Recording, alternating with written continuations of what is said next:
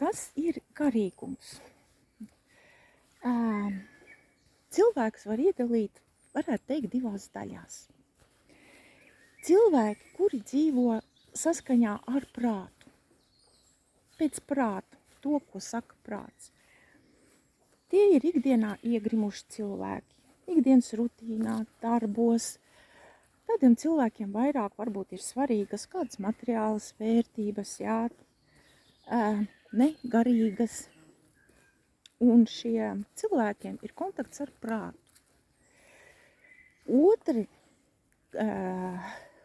Otra grupa cilvēku, kuros ir pamodusies saikne, prāts radis saikni ar sirdi.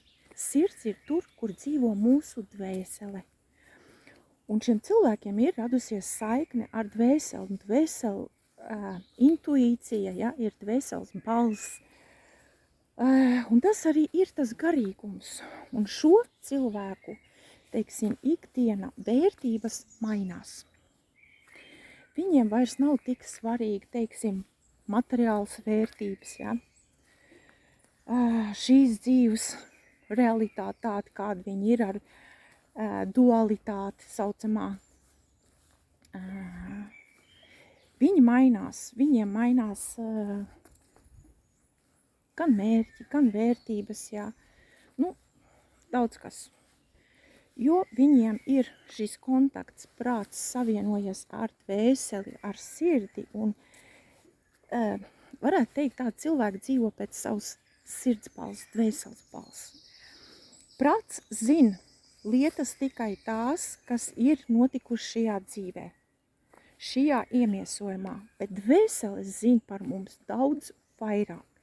Dvēseles zina par visiem mūsu iemiesojumiem, ne tikai šo dzīvi, bet arī visām iepriekšējām, kas mums ir bijuši, un dvēseles zina daudz labāk, dēļ kā viņi ir nākuši uz šīs planētas, ko viņi ir vēlējusies apgūt, iemācīties, pieredzēt, un kādu ceļu vēlas iet. Un ja mēs klausām dvēseles balss, kas ir mūsu intuīcija, iekšējā balss, sirds balss, ko mēs tā arī tā saucam, tad, ja mēs tai klausām, tad mēs virzamies par pareizu ceļu, tādu, kādu ir izvēlējusies dvēseli pirms iemiesošanās. Dvēseli jau ir izplānojis, ar kādiem cilvēkiem mēs satiksimies, kādu pieredzi mēs gūsim, ko mēs apgūsim, kādas mācības mēs iziesim. Viss ir saplānots pirms mūsu iemiesojuma. Atcerieties to. Un, ja dzīvojam saskaņā ar dvēseles balss, tad arī dzīvojam pareizi tā, kā dvēsele ir izlēmusi. Un tad, kad mēs dzīvojam pareizi, virzamies pareizā virzienā, tad arī daudzas durvis mums atverās.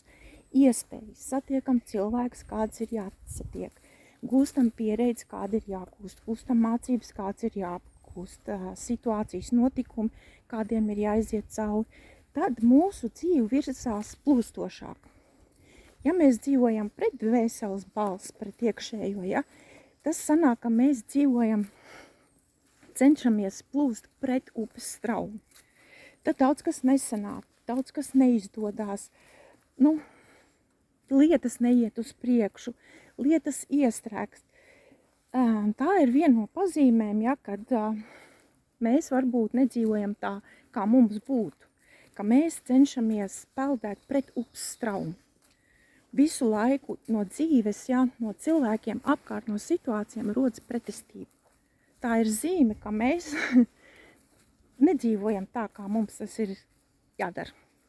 Ka mēs kaut ko daram ne tā. Pretestība. Esmu redzējis tāds gadījums līdz cilvēka dzīvē, kad tiešām neiet nekur un nekādīgi. Nevienā jomā, nevienā virzienā, un kā sāka dzīvot tā, kā bija paredzēts, tā pēkšņi izdodās, sanāk, viss sāk notikt, viss sāk iet uz priekšu. Šī ir atšķirība.